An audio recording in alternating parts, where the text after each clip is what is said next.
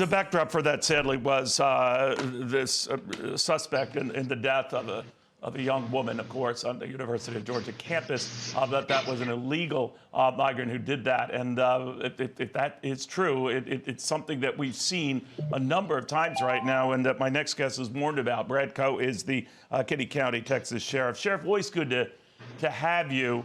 You had both presidents at various parts of the border this past week. Who resonated more with you? Good morning, Neil. I think former President Trump did the best job. He came to an area that was a hot spot. He made his statements, and he moved on. Of course, Biden showed up in the place that has the least amount of traffic.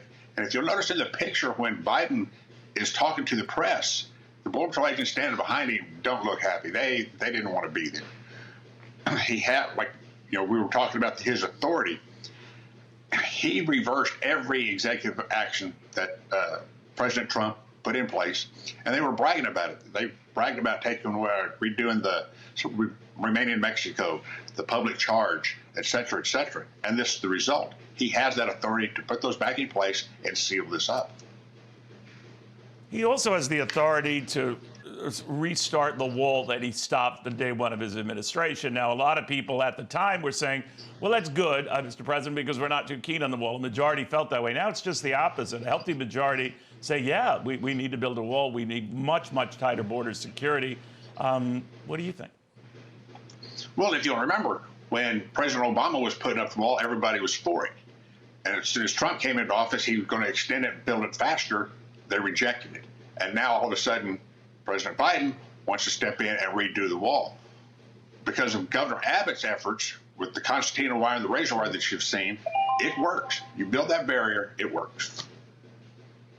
So what happens now? There's been talk that if Donald Trump becomes president, he's going to crack down on this, continue building the wall that was stopped when his successor took office on the first day. He's also going to stop this easy way you can go about claiming asylum. What do you make of those potential moves? That's one of the things we're going to have to really look at if and when he gets into office. Is it going to be doable? Are we going to be able to afford it? Do we have the manpower to do it? He mentions that he's going to conduct the largest deportation program in the history of America. With as many people that have entered illegally into the United States, that have embedded themselves in Chicago, Dallas, Fort Worth, Detroit, wherever, at this point in time, I don't think the federal government's got the manpower or the funds to conduct that type of operation.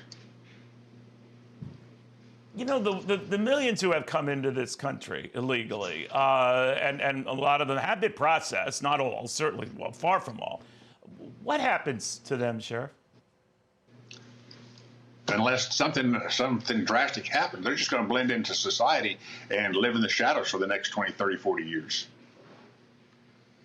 So I'm just expanding on that, Sheriff. If you are looking to get into this country, you're going to be more inclined to get going now, right? Because you feel that an envelope could be closing for you, right? Exactly. The time to strike if you're going to enter illegally is now through Arizona and California, where they're not doing anything.